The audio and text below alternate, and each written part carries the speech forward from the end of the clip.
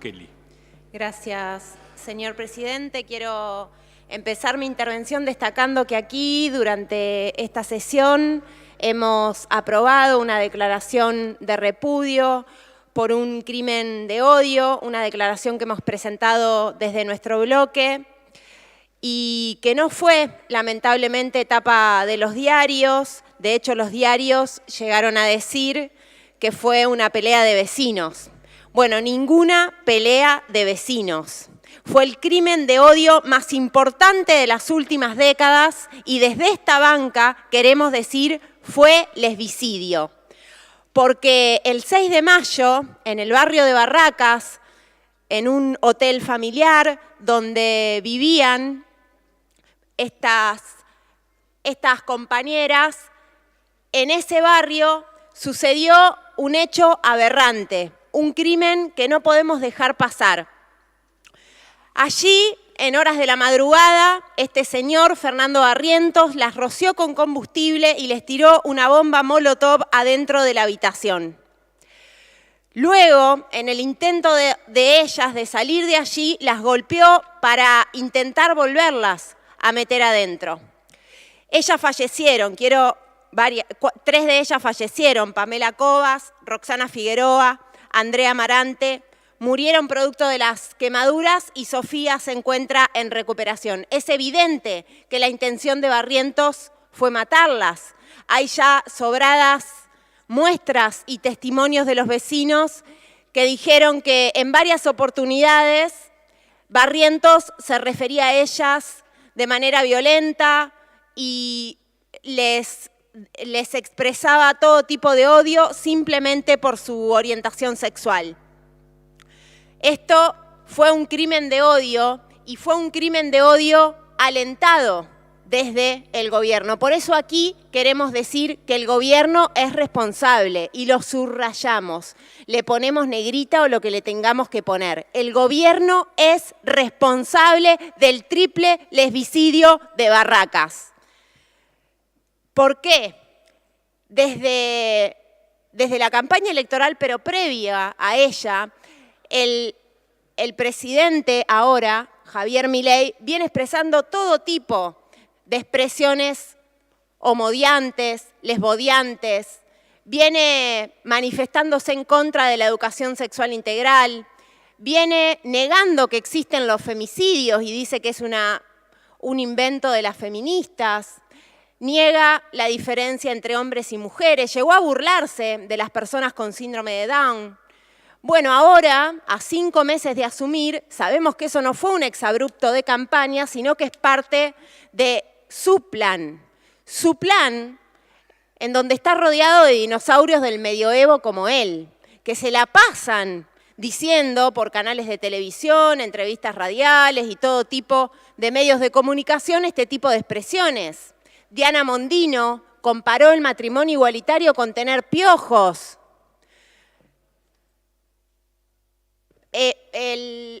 Victoria Villarroel, la vicepresidenta, pro dictadura, negacionista, también hizo sus manifestaciones contra el matrimonio igualitario. Ramiro Marra, amigo personal del presidente, candidato a jefe porteño por la Libertad Avanza, en contra de la educación sexual integral porque dice que adoctrina, pero pregona la pornografía por redes sociales.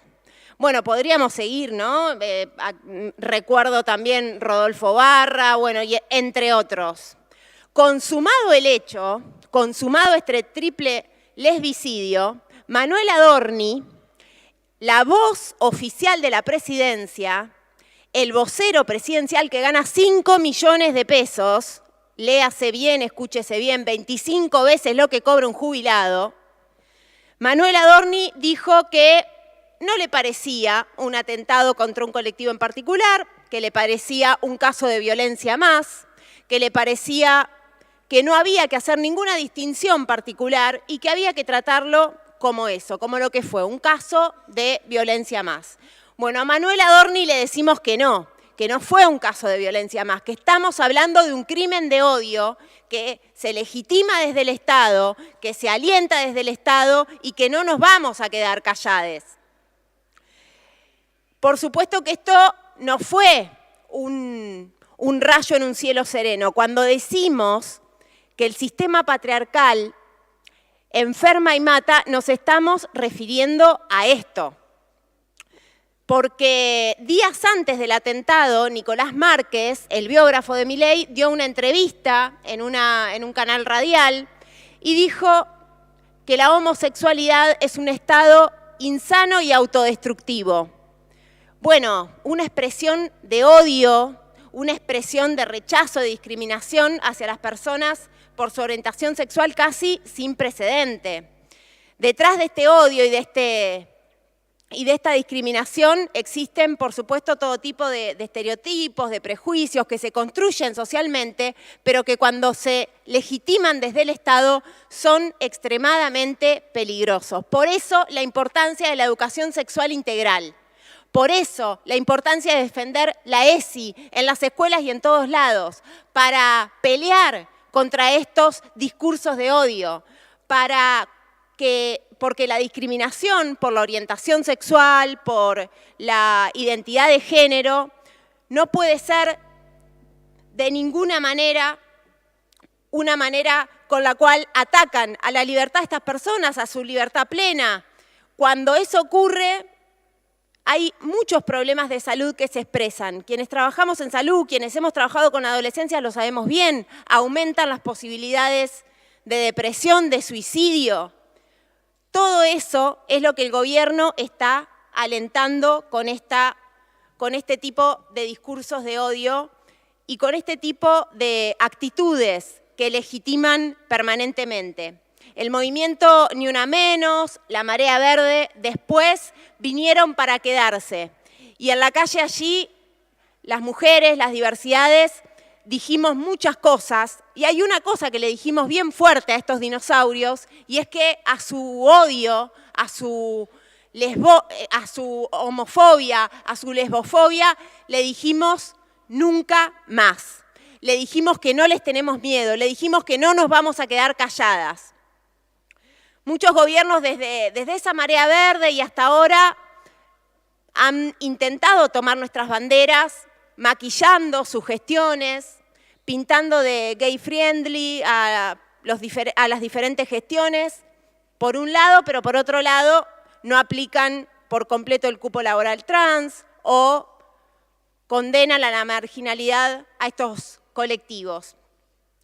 Como decía, no nos vamos a quedar calladas, vamos a seguir exigiendo justicia por este triple lesbicidio y queremos que sepan que se equivocan si piensan que la juventud se volvió de derecha, porque la juventud está haciendo un canto de libertad en todo el mundo, pero de la de verdad, no esta libertad que nos quieren vender ustedes, que es una libertad que mata, que condena, que margina. Es una libertad la que se está cantando en todo el mundo, que grita en favor del pueblo palestino, que grita contra el genocidio en Palestina y contra el Estado de Israel, que grita contra los crímenes de odio, contra los crímenes raciales. En el segundo punto, diputados, diputadas, quiero hacer un reconocimiento a esa juventud que se levanta en todo el mundo, porque aquí se ha dicho poco, tenemos el orgullo desde la banca del Frente de Izquierda de haber presentado ya diferentes proyectos por este tema, tanto aquí como en el resto de las legislaturas provinciales y en el Congreso Nacional, porque lo que está sucediendo en territorio palestino es un genocidio a cielo abierto.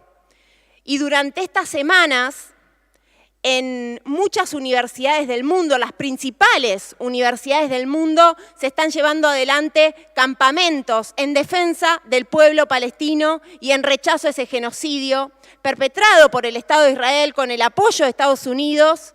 Bueno, gobiernos a los que Milei les rinde permanentemente una pleitesía aberrante y absolutamente exagerada.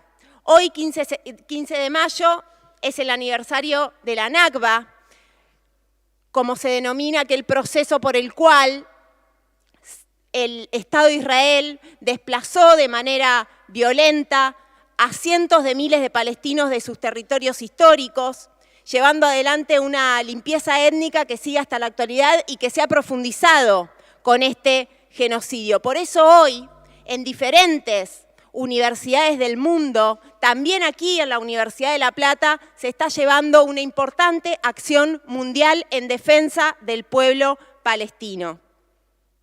Así como en los 70, esa combativa juventud que puso en jaque al poder de turno, al poder económico, político, inspirada en el movimiento antiguerra de Vietnam, inspirada en la Revolución Cubana, inspirada en el Mayo francés, así también los jóvenes de todo el mundo están dando un mensaje. Están resistiendo inclusive las represiones que llevan adelante contra esos campamentos que realizan en las diferentes universidades.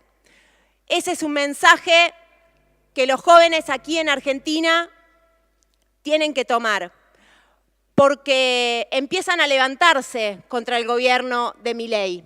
El 23 de abril fuimos cientos de miles, millones, en defensa de la universidad pública.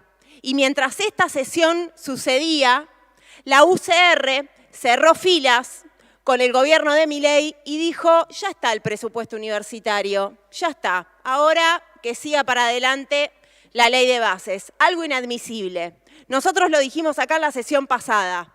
No queremos un presupuesto universitario a costa del hambre de nuestros jubilados, a costa de la desocupación, a costa de que millones no lleguen a fin de mes, a costa de que los abuelos no puedan pagar su medicación, a costa de la salud, de la educación.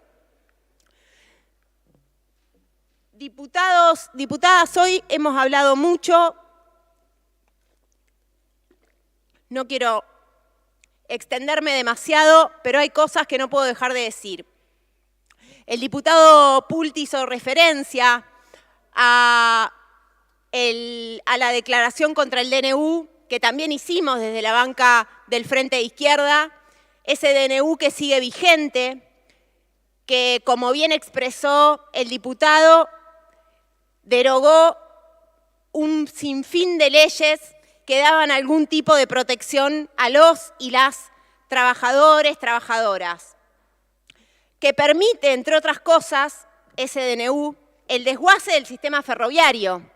Vimos esta semana lo que pasó, hace poquitos días, lo que pasó con el choque de trenes, que los trabajadores venían advirtiendo que la señalización estaba mal. Eso es lo que pasa cuando se desfinancia, eso es lo que pasa cuando se quiere anticipar las privatizaciones, cuando se quiere privatizar. Es lo que quieren hacer con Aerolíneas Argentinas. También lo dijimos aquí. Los trabajadores de GPS, la principal tercerizada de Aerolíneas Argentinas, estuvieron aquí en la Cámara de Diputados, en la Comisión de Trabajo, junto a Soledad Alonso.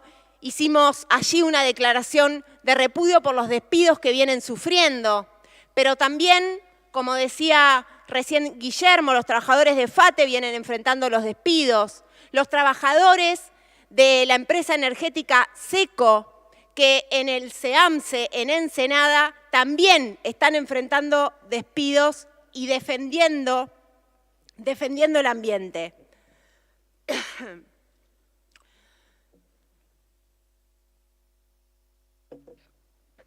Por eso, mientras insistimos en la derogación y en la nulidad del DNU, vamos a seguir peleando para que la ley Bases no pase. Por eso es que exigimos y estamos peleando para que ese día que se trate en el Senado, la CGT, la CTA, no solo movilicen, sino que convoquen un paro nacional activo y seamos cientos de miles en las calles para enfrentar esa ley. Ya dijeron algunos gremialistas, algunas centrales sindicales que van a estar ahí. No queremos las banderas nada más. Queremos que de aquí a que se trate esa ley exista una verdadera campaña en todos los lugares de laburo, de estudio, para que ese día que se trate la ley seamos cientos de miles y no pase, no puede pasar la ley Bases, porque es un ataque sin precedentes a la clase trabajadora de nuestro país. Por supuesto que esa ley, se ha mencionado muchos de los aspectos aquí, el RIGI es uno de ellos, Pulti hizo alusión a ello también, un régimen que permite el lavado de dineros, que proporciona todo tipo de beneficios impositivos para los empresarios extranjeros en perjuicio de la industria nacional. No confiamos, por supuesto, en el Senado y por eso exigimos la movilización y vamos a pelear y estar ahí en las calles para que esa ley no pase. Pero queremos saber qué va a hacer la UCR, qué va a hacer Lustó, qué va a hacer Abad, porque la ley no puede pasar ni en general ni en particular, no puede pasar ni 1 milímetro de esa ley. Queremos saber qué van a hacer los senadores que responden a gobernadores peronistas, porque ya vimos qué pasó con el RIGI, Ya vimos que en las provincias mineras se dieron vuelta y votaron el RIGI. Bueno, nos vamos a acordar de cada uno de esos nombres que votan en contra del pueblo, nos vamos a acordar. Esta semana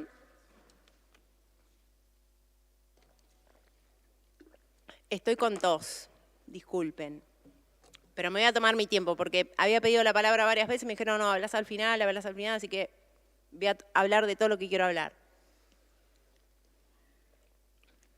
Ya termino igual, tranqui. Esta semana se conoció, nosotros hicimos conocer con mi compañera Miriam Bregman un paquete de leyes que la ministra Bullrich, junto a unos amigotes bien derechosos que tiene, está intentando impulsar en la Cámara de Diputados. La primera ley se llama Ley Antimafia, le puso ella, ¿no? Pretende combatir el narcotráfico, pero lo que es en realidad, lo que le otorga son poderes extraordinarios para que ella pueda hacer y deshacer, casi dictatoriales, para que pueda controlar territorios a su antojo. En la segunda ley se incorpora la figura de reiterancia. Y ya sabemos, diputados, diputadas, lo que esto significó en la provincia de Mendoza. Sabemos que la reiterancia se usa para perseguir luchadores populares. Se usa para perseguir a quienes nos enfrentamos al ajuste, a quienes somos militantes sociales. Otro proyecto vuelve con la idea de ampliar los supuestos de legítima defensa y de prohibir a familiares querellar. No sé si están al tanto de esto. Si están al tanto, deberían estar muy preocupados de lo que está metiendo en la Cámara de Diputados la ministra Bullrich con sus amigotes. Porque es un llamado al gatillo fácil, porque es una licencia para matar. Eso es lo que la ministra Bullrich tiene destinado para quienes nos queramos enfrentar en las calles a todo este plan de ajuste. Pero hay más. Quieren aumentar hasta 6 años la pena del delito del atentado y resistencia a la autoridad, que eso simplemente lo establece, por ejemplo, un policía que dice, me empujó, este manifestante me empujó. Con solo ese testimonio, a cualquiera de los que nos manifestamos con frecuencia contra los planes de ajuste de los diferentes gobiernos, nos pueden meter 6 años en prisión. Bueno, quien apoye ese tipo de leyes, quien levante la mano por ese tipo de leyes tiene que saber que contará con la condena popular, que contará con la condena de todo el pueblo argentino porque el pueblo tiene memoria. Y en este país tenemos una enorme tradición de lucha y lo sabemos muy bien. Ahora, a poquitos días del Cordobazo, lo podemos recordar con mucha vigencia. Pero la criminalización sin duda que pegó un salto en los últimos días con los allanamientos ilegales que hizo la policía y la ministra Bullrich a dirigentes sociales, a comedores populares, tratándolos de delincuentes cuando la verdadera delincuenta es la ministra Petovelo, que desde el mes de diciembre no entrega comida a los comedores. La ministra Petovelo, que no entrega comida a los comedores, que se haga cargo de la desnutrición infantil que vamos a tener en aumento al 100% si esto no se revierte. Que se haga cargo este gobierno de lo que está provocando. Por supuesto que no vivíamos en Disney. Por supuesto lo tenemos recontra claro. Nosotros somos los primeros que enfrentamos al gobierno de Alberto Fernández y a los diferentes gobiernos y denunciamos que terminamos el gobierno de Alberto Fernández con 60% de pobreza infantil, con 40% de pobreza generalizada en la República Argentina. No nos van a correr a nosotros ni por un lado ni por el otro. Sabemos bien dónde estamos parados. La izquierda sabe bien dónde está parada. Somos 2, parecemos 100, son 5, parecen 100. Así somos. Somos consecuentes con nuestras ideas. Nos van a ver siempre del lado del pueblo. Nos van a ver siempre defendiendo los derechos de las y los trabajadores. Por último, una última cosita, no me quiero olvidar. Esta semana hubo encuentro entre el Ministerio de Trabajo, el gobernador y los dirigentes gremiales. Allí, desde el oficialismo, se les dijo a los dirigentes gremiales que no podían hacer aumentos paritarios, que si hacían aumentos paritarios no iban a poder pagar el aguinaldo. Eso pasa acá, en la provincia de Buenos Aires. La variable de ajuste, una vez más, somos las y los trabajadores. Pero sucede algo, que es que hay una definición por parte del gobierno de Axel Kicillof, porque en el mes de marzo pagó 335 millones de dólares y 15 millones de euros para la deuda que contrajo Vidal, y una partida similar va a salir en el mes de septiembre. Mientras hacía eso, perdonaba o retrocedía con el impuesto inmobiliario rural, con lo cual convirtió incluso más regresivo el sistema impositivo de la provincia de Buenos Aires. El propio gobernador en este recinto, sentado ahí en el inicio de las sesiones legislativas, les decía a los representantes del campo que tienen sus bancas acá, que durante el 2023 y el 2024 pagaron mucho menos que durante el gobierno de Vidal. Los trabajadores no, los trabajadores perdimos. Perdimos poder adquisitivo, perdimos trabajo, no llegamos a fin de mes. Esa es la realidad de millones de trabajadores, de jóvenes, de mujeres que estamos hoy sufriendo las consecuencias de los diferentes gobiernos y de este gobierno en particular. Diputados, diputadas, simplemente la enorme marcha universitaria del 23 de abril, el paro del 9 de mayo, marcaron un antes y un después. Algunos la quieren ver, otros no la quieren ver, allá ellos. Pero marcaron un antes y un después, porque se vio que al mundo lo dirigimos las y los trabajadores y lo podemos parar. Podemos poner las prioridades arriba de la mesa y cambiar radicalmente esta sociedad de raíz. Y a eso apuntamos quienes nos sentamos en estas bancas, quienes nos reivindicamos de izquierda, anticapitalistas y trotskistas. Muchas gracias. Muchas gracias, diputada. Tiene la palabra el